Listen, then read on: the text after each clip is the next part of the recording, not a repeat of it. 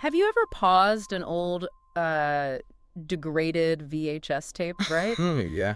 And you look at the frozen, sort of static-filled face of someone on the screen, Mm-hmm. and you suddenly get this creeping, completely irrational dread that they're just, waiting for you to look away. Yes.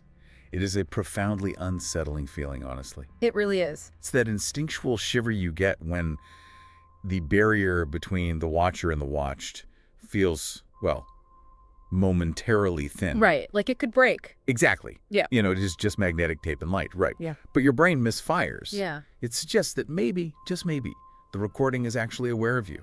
It's the feeling that the media isn't just a window into the past, but a door that might swing both ways. Right. And that is exactly where we are taking you today on this deep dive. It's a dark one today. Oh, it really is. We are unpacking a narrative that takes that exact flicker of paranoia and just stretches it into a full-blown physics-breaking nightmare. Yeah, it doesn't hold back. Not at all. The source text we are exploring today is a deeply disturbing account. It's titled The Archivist and the Echo in the Static. It is such a masterful exploration of technological dread. I mean, Yeah. truly. Yeah. It forces us to confront our assumptions about digital preservation, memory, and, well, the physical boundaries of our own reality. So our mission today is to completely deconstruct this story for you. Mm-hmm.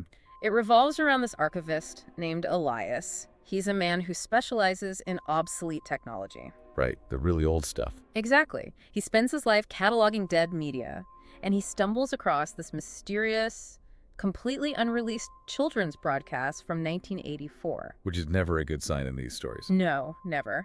But as he plays this footage, he discovers these impossible anomalies. The tape doesn't just play, No, it does so much more than play. It begins to violently bridge the gap between its recorded past and his actual physical present. And the narrative takes us through this horrifying progression.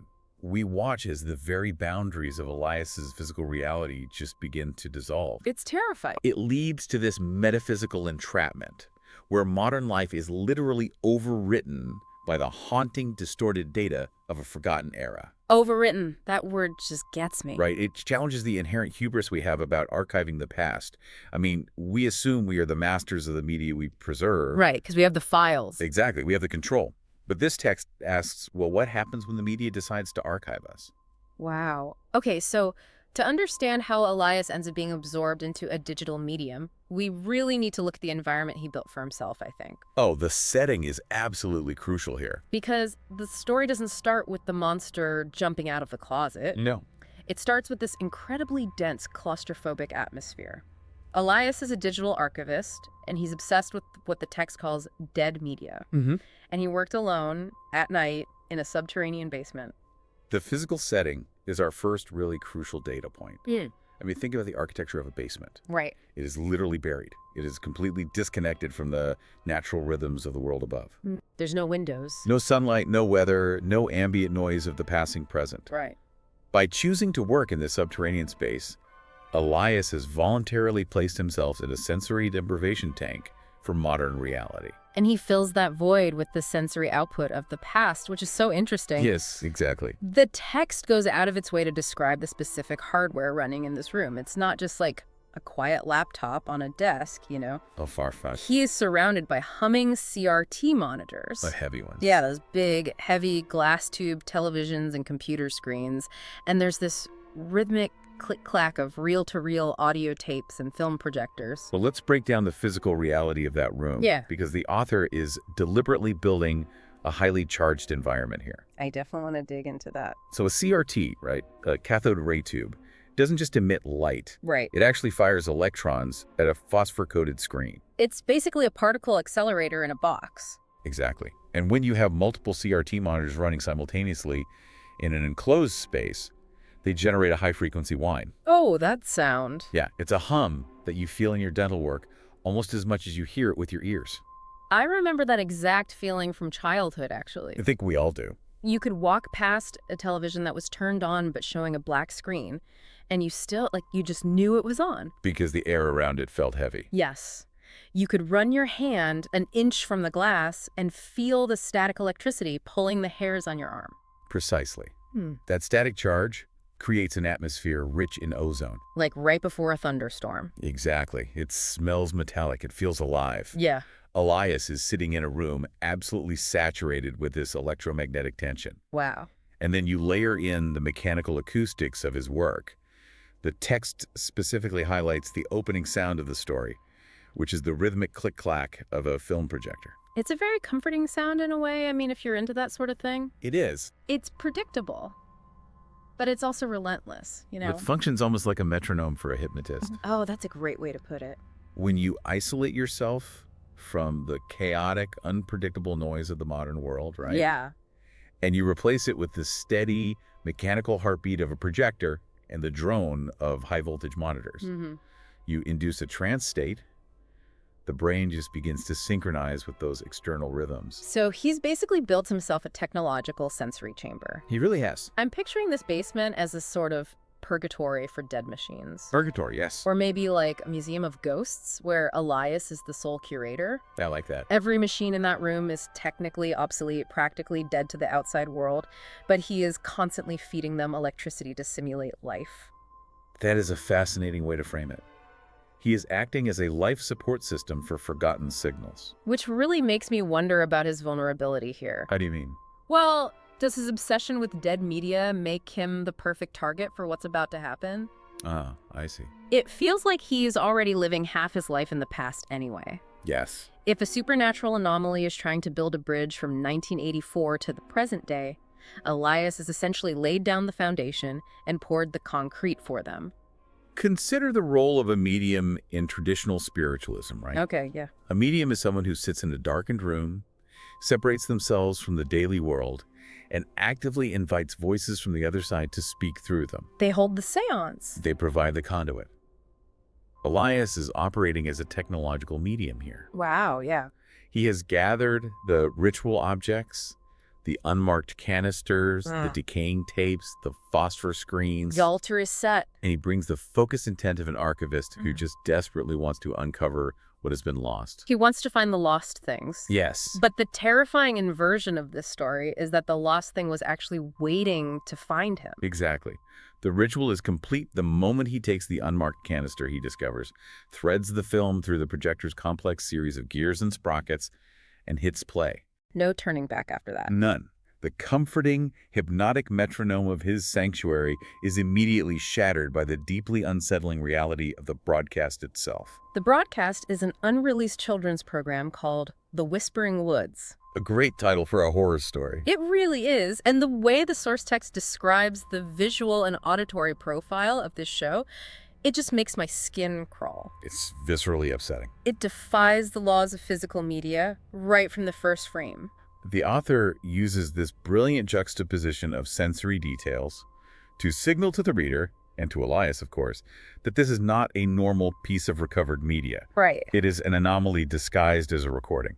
Let's look at the visuals first, because the text describes the footage as bizarrely ultra-realistic yet simultaneously decayed. Which is a complete paradox. Yeah. It says the colors are oversaturated and the shadows are too deep. Mm-hmm.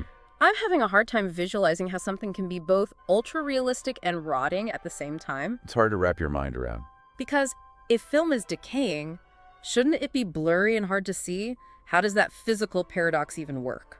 Well, to understand that paradox, we have to really separate the medium from the message. Okay. Imagine you are looking through a window. All right. The glass of the window is filthy, it's scratched and covered in grime. I picture it. That is the decay. That is the physical reality of a neglected 1984 film reel. Got it. But the scene you are looking at through that dirty glass isn't the soft, grainy, low-resolution aesthetic we usually associate with the 1980s. Okay, I'm following you. So the dirt is just on the surface. Exactly. The world behind the grime is rendered in impossible fidelity. Oh, wow. It possesses a sharpness, a depth of field, and a clarity that exceeds even modern high-definition capabilities. So it's too real. Way too real. It's as if the camera didn't just capture light reflecting off a set, but captured the absolute unvarnished reality of the space. That is deeply creepy. So when Elias looks at the tape, his brain is seeing the physical degradation of the film stock, but his eyes are processing an underlying image that is hyper-real. It creates immediate, profound cognitive dissonance. It's almost like finding a Renaissance painting in a dusty tomb, right? Yes. but you wipe the dust away and the people in the painting are actually breathing. That is a perfect analogy. Your brain tells you it's an old artifact, but your eyes tell you it's a live feed. Mm-hmm. And the text says the colors are oversaturated and the shadows are too deep. Oversaturation in visual media is actually incredibly effective at inducing physiological discomfort. Really? How so? Well, when colors are pushed past their natural limits, when reds are too crimson, when greens are sickly and luminescent, right? Yeah. The environment stops looking organic and starts looking toxic. It implies a fever state. Like a bad dream where everything is just a little too bright to be safe. Yes, exactly that feverish feeling. And then you contrast those toxic, vibrating colors with shadows that are described as too deep. A normal shadow in film contains gradients. Yeah, you can usually see vague shapes within the darkness. Exactly. But the shadows described here are absolute voids. Just black holes. They swallow light entirely. It creates this nauseating visual landscape where the eye literally has no safe place to rest. Wow. You're either assaulted by aggressive color or you're staring into an infinite abyss. Which completely sets the stage for the audio, or, well, rather, the horrifying lack of it. The audio is so unsettling. Because it's a children's show. A 1980s puppet show called The Whispering Woods should have a very specific audio signature, right? You'd expect a cheap synthesizer track. Exactly. A cheerful, plonky melody, maybe some overly enthusiastic voice acting. But the source explicitly notes there is absolutely no music. None. The only audio playing from the tape is the sound of heavy breathing behind the camera.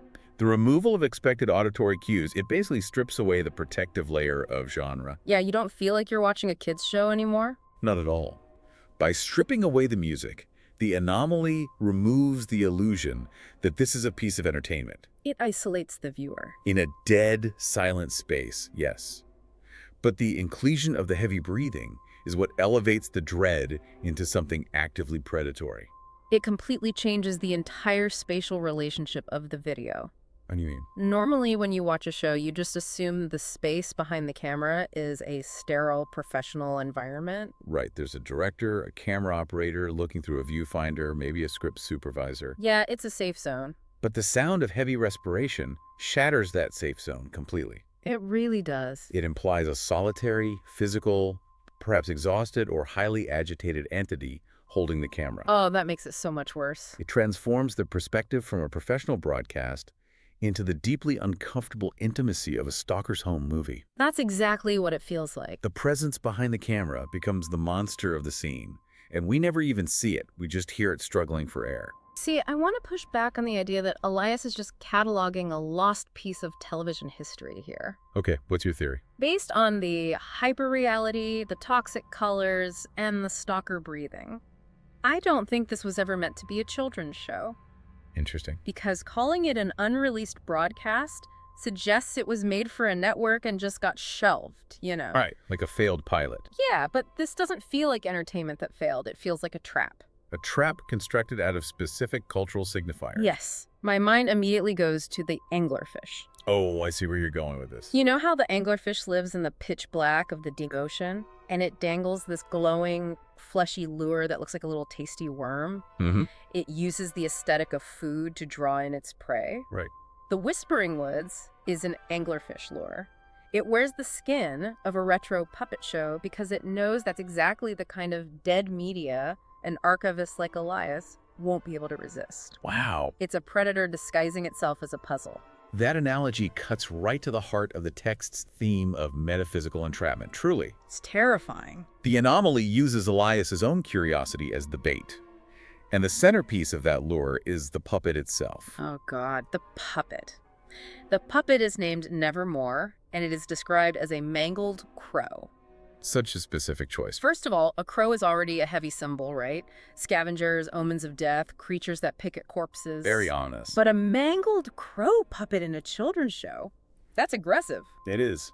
And the most terrifying detail the source provides is that Nevermore seems to look directly at the viewer. It makes eye contact with Elias.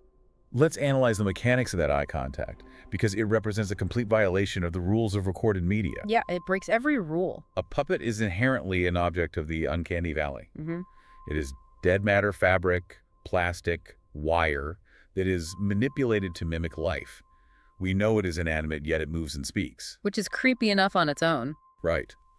But when Nevermore looks directly into the lens of the camera, and by extension, directly at Elias in his basement, it crosses from the uncanny into the supernatural. Because recorded media is supposed to be a one-way mirror. Exactly. Yeah. The fundamental comfort of watching old footage is the chronological safety it provides. You're safe in the present. You are in the present.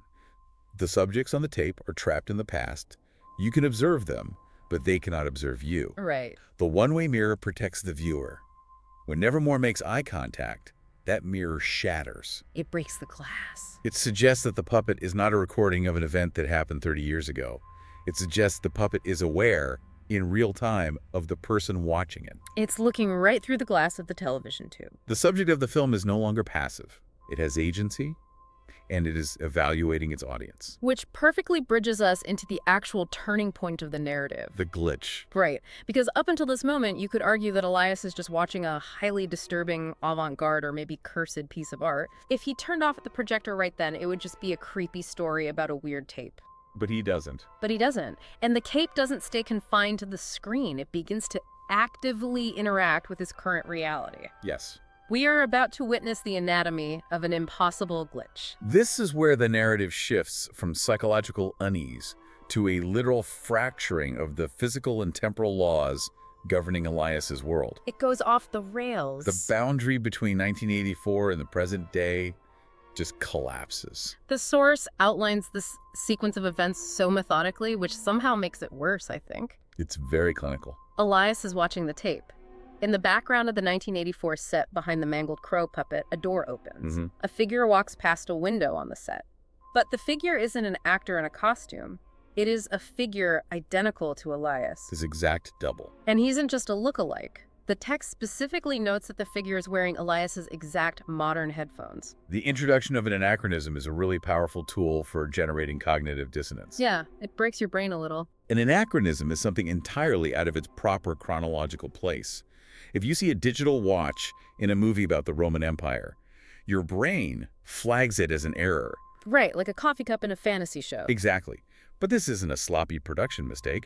This is a targeted, deeply personal impossibility. Seeing yourself on a tape from 1984 is mind-bending enough, but wearing the headphones you are literally wearing right now. It forces Elias's brain to process a paradox. Yeah. The presence of the modern headphones confirms that the figure is not an ancestor, and it's not a coincidence. It is him. It is Elias, in his present state, somehow rendered into the background geometry of a 3-decade-old recording. That is so wild. The past hasn't just predicted his present, it has already assimilated it. It means that before he even threaded the film into the projector, before he even found the canister, he was already trapped inside the broadcast. The timeline is a closed loop. And how does Elias react to this ontological shock? He does what any human being raised in the digital age would do. He panics. He panics, and he tries to assert physical control over the media. He hits pause. Right. Wait, I'm actually stuck on something here. What's that? He pauses the frame. By stopping the film from physically moving through the projector, shouldn't he be shutting down the threat? You would think so. He's halting the flow of information.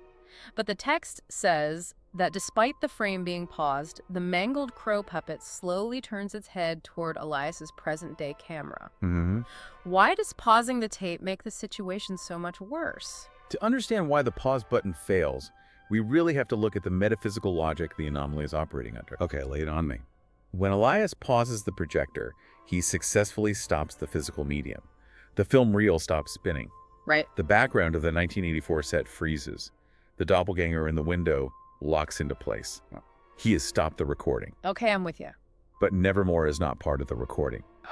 The entity operating the puppet is not bound by the 24 frames per second constraint of the celluloid. That's terrifying. By stopping the linear progression of the film, Elias inadvertently creates a temporal vacuum. He halts time within the frame. Yeah. And into that stillness, the anomaly steps forward. It no longer has to play along with the script of the Whispering Woods. It's off script now. The paused frame becomes an open doorway. Oh, that is absolutely horrifying. Going back to your one-way mirror analogy earlier. Right. It's like you are in a dark interrogation room looking through the glass at a suspect in the brightly lit room. You feel completely safe because you dictate the terms of the observation. You're in charge. But suddenly, the suspect stops talking to the detectives, walks right up to the glass, cups her hands around their eyes, and stares directly into your soul. The illusion of separation is completely destroyed. Shards of glass everywhere. The puppet turning its head while the rest of the world is frozen is the ultimate assertion of dominance. Yeah. It is the anomaly communicating, your tools cannot stop me. Your reality is subordinate to mine. He thought he was closing the door by pausing it, but he actually just jammed it wide open. Wide open. And through that open door, the infection pours out of the screen and into his basement. This is where things escalate rapidly. Which leads us into the most existentially terrifying phase of the story. The dissolution of physical reality. The tape actively begins to overwrite Elias's environment. We move from a visual breach into a complete rewriting of the laws of thermodynamics and physics. Yeah, the rules don't apply anymore. The anomaly is no longer contained within the bounds of optical media. The escalation here is incredibly fast. The source details that the audio from the tape, that heavy breathing and a new low-frequency hum, starts playing through Elias's studio monitors, but the crucial details that the monitors are completely unplugged. Unplugged. He physically disconnected them, but the sound keeps pumping through the speakers. A machine functioning without a power source is one of the oldest and most effective tropes in technological horror. Why is that, do you think? Because it removes our ultimate safety net.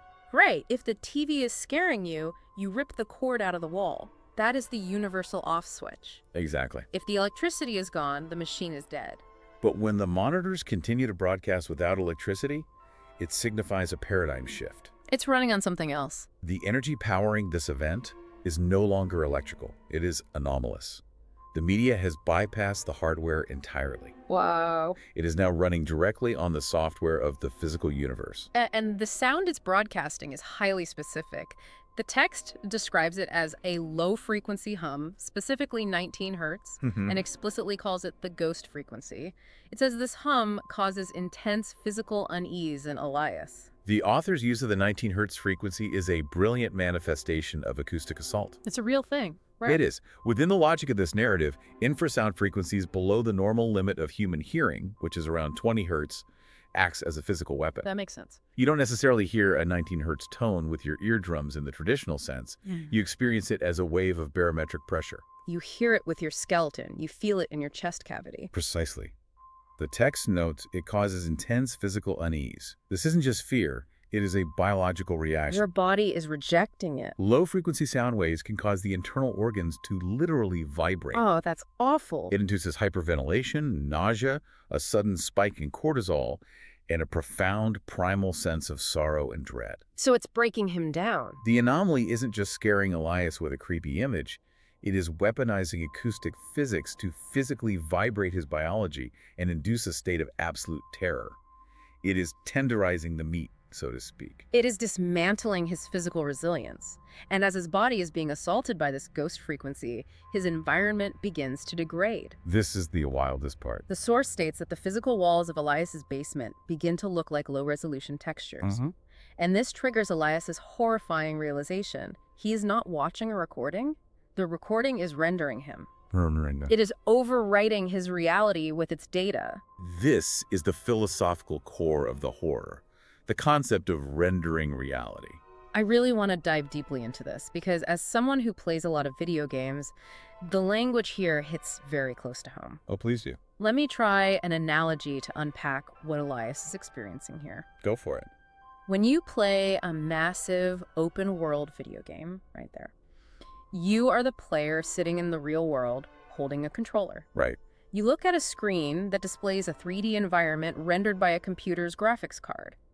Sometimes, if the computer is struggling to process information quickly enough, you'll look at a brick wall in the game, and instead of seeing individual bricks and mortar, you just see a flat, blurry, pixelated smear. Ah, yes. That's a low-resolution texture. The computer hasn't finished drawing the physical properties of the wall yet. A failure of computational processing power, yes. Right. So Elias thought he was the player.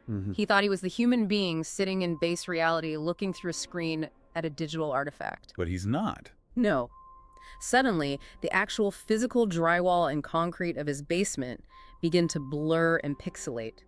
He realizes he is not the player at all. He is an NTC, a non-playable character standing inside a simulation. And the simulation is crashing. Exactly. And worse, a foreign virus from 1984 has hijacked the server and is actively reprogramming his environment.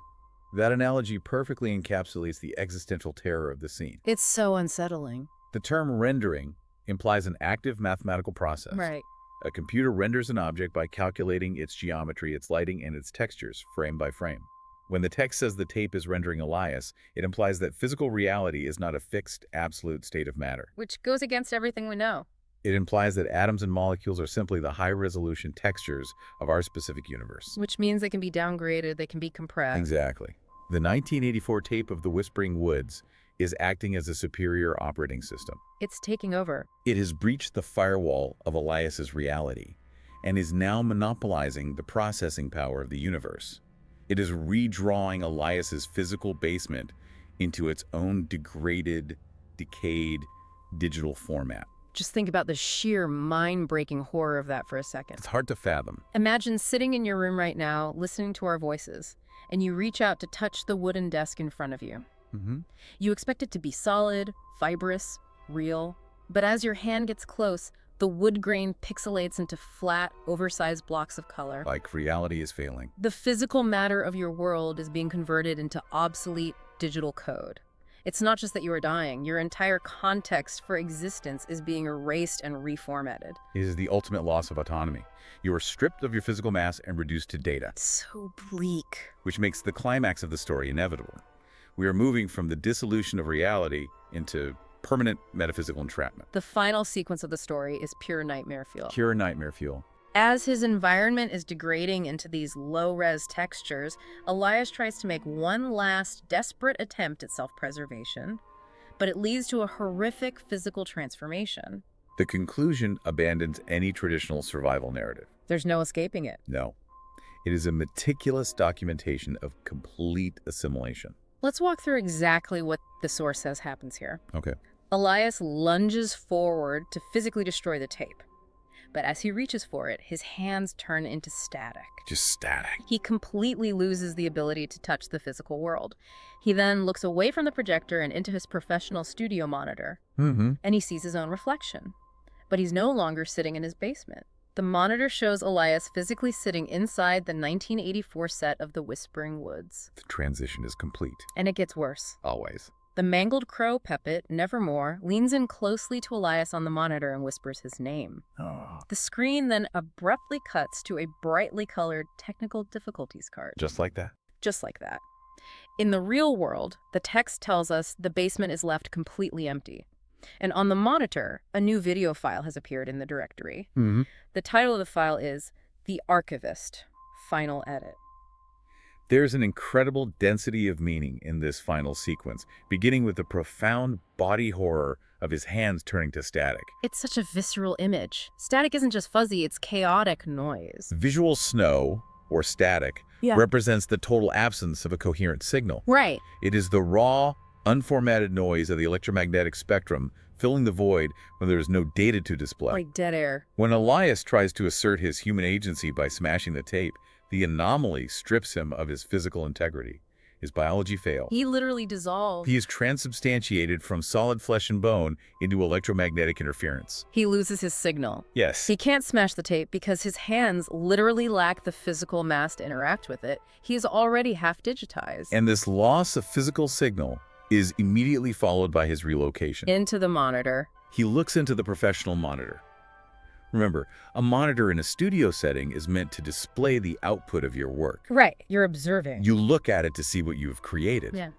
Elias looks at it and sees that he is the output. He's the media now. He has been teleported, or more accurately, rendered into the digital space of the dead media. He is sitting on the set. And then Nevermore whispers his name. That part gives me chills. I really want to emphasize how awful that is. Earlier in the text, it was explicitly stated that there was no music, only heavy breathing. The anomaly was silent, but now, at the very end, it speaks. And it doesn't just roar or make a scary noise, it whispers his specific name. The intimacy of the whisper is the locking mechanism of the track. Its turns. A whisper implies closeness, secrecy, and profound familiarity. By speaking his name, the entity behind the puppet acknowledges Elias as a specific individual. It wasn't an accident. It confirms that this entire sequence of events was not a random glitch or a generalized area of effect hazard. It was a targeted acquisition. The predator has pulled the prey into the cage, and the whisper is the sound of the jaws snapping shut. And right after that terrible intimacy, the broadcast violently cuts away. Bam! Technical difficulties, please stand by. The technical difficulties card is a fascinating piece of television iconography. It's so retro, too. Historically, networks used that brightly colored card, often accompanied by a pleasant elevator music tone, to mask chaos. Right, behind the scenes. If a live feed broke down, if a set caught fire, or if a broadcaster had a medical emergency on air, the control room would throw up that card. Nothing to see here. It is an act of corporate censorship designed to say, do not panic, everything is under control, ignore the disaster behind the curtain. It's the media equivalent of sweeping dust under a rug. Precisely. In the context of this story, the card signifies that the violent, messy process of devouring Elias and rendering his consciousness into the 1984 timeline is over. It's done. The system had to work hard to process his reality, causing the glitches and the low-res textures. But now, the processing is complete. The system is rebooting back to a stable state. And when the reboot finishes, the real world is clean. The text leaves us with the image of an entirely empty basement. Completely empty. No Elias, just the humming CRTs and the clicking projector. The physical human being has been completely deleted from our reality. Leaving only the receipt of the transaction. The new video file, The Archivist, Final Edit. I think that title is one of the darkest, most ironic endings to a horror story I've read in a long time. It really is. It's essentially a digital tombstone. It is the ultimate categorization of a human life. Because Elias dedicated his entire existence to being the archivist. His life's work was to take dead, forgotten things, catalog them, digitize them, and preserve them so they wouldn't disappear. He thought he was the savior of dead media, and in the end, he was processed, compressed, and finalized as a piece of dead media himself. The archivist became the archive. This brings us to the profound thematic core of the text. Yes, let's talk about the themes. It is a brilliant critique of the hubris inherent in the act of archiving. The hubris. When we digitize an old VHS tape, or scan a fragile photograph, or rip audio from the decaying vinyl record, we do so with an unspoken sense of superiority. We're rescuing it. We believe we are mastering the past. We are taking something fragile and pinning it to a digital corkboard, making it permanent. We hold all the power because we control the hard drive. We have the save button and the delete button. Exactly. We are the active subjects, and the media is just a passive, dead object. We view the past as a resource to be mined and stored. But the archivist and the echo in the static violently inverts that power dynamic. Turns it upside down. It proposes a reality where media, especially media that has been abandoned, neglected, and left in the dark for decades, contains a residual consciousness. It remembers. It retains an echo of the time, the intention, and perhaps the darker energies that created it. And if you leave that echo alone in the subterranean dark long enough, it might gain enough resonance to become a voice. And that voice might decide it is tired of being passively observed. Yeah. It might decide that it wants to be the active subject. It wants to observe us. It wants to look back. It wants to reach out of the cathode ray tube, pull our warm physical reality into its cold static timeline, and render us as a permanent, unchanging file. A final edit. It's a terrifying thought. And honestly, this deep dive has fundamentally changed the way I'm going to look at old technology forever. I don't blame you. I don't think I'll ever be able to walk past an old tube TV or hear the crackle of a vinyl record without wondering what exactly is listening on the other side. It certainly demands a healthy respect for the ghosts we keep locked away in our hard drives and forgotten basements. Absolutely. So as we wrap up today's deep dive, let's take a moment to recap the terrifying journey we just unpacked. Let's do it. We followed Elias, a man deeply isolated in his obsession, burying himself in a subterranean sanctuary filled with humming CRTs and the hypnotic rhythm of dead machines. He discovers an unmarked canister containing a lost 1984 children's show called The Whispering Woods. A tape that immediately defies physical laws, presenting an impossible paradox of ultra-realistic decay, toxic oversaturation, and the deeply menacing absence of music. Replaced by the heavy breathing of an unseen entity. Exactly. The broadcast refuses to stay confined to the screen. It breaches physical reality. An anachronistic doppelganger appears in the background. Wearing his headphones. Right. And Elias's attempt to assert control by pausing the tape only creates a temporal vacuum, allowing the mangled crow puppet Nevermore to move independently and lock eyes with him across time. The anomaly then rapidly escalates, bypassing hardware entirely. Unplugged monitors. Unplugged monitors broadcast a 19 Hz frequency that physically assaults his biology. The physical walls of his world degrade into low-resolution textures as the 1984 data begins to actively render his environment. Finally, in a horrific sequence of body horror, his physical form loses its signal, turning to static. Transubstantiator. He is pulled directly into the monitor, trapped forever on the 1984 set. A whispered name and a technical difficulties card mark the end of his physical existence, leaving behind an empty room and a single new file, the archivist. Final edit. The story serves as a chilling warning about the fragility of our physical reality when confronted with the echoes of obsolete technology. It really does. It reminds us that our assumption of control over the past is an illusion. We think we are the curators. We think we hold the keys to the archive. But this narrative suggests something far more sinister. The media might just be waiting patiently, using our own nostalgia as bait to archive us. It is a profound meditation on metaphysical entrapment. The data of a forgotten era is always hungry for new space to occupy. Which brings me back to the very beginning of our conversation. We rely heavily on the physical laws of our world to keep us safe. We trust that a brick wall is solid matter. We trust that a video on a screen is just light and pixels trapped behind glass. We take it for granted. We crave that binary, comforting certainty. But after walking through Elias's final moments, I want to leave you with a final, deeply unsettling thought to ponder the next time you are sitting alone in a quiet room. It is the unavoidable question raised by the concept of being rendered. If the physical reality of Elias's world could be so easily overwritten by the decaying data of the past, if solid concrete and flesh can downgrade into pixels and static just because the wrong frequency hums through the air, how can you ever be truly certain about the stability of your own environment? You can't. Look at the walls of the room you are sitting in right now. How do you know they are made of solid matter? How can you be certain they aren't just high-resolution textures perfectly rendered to keep you complacent?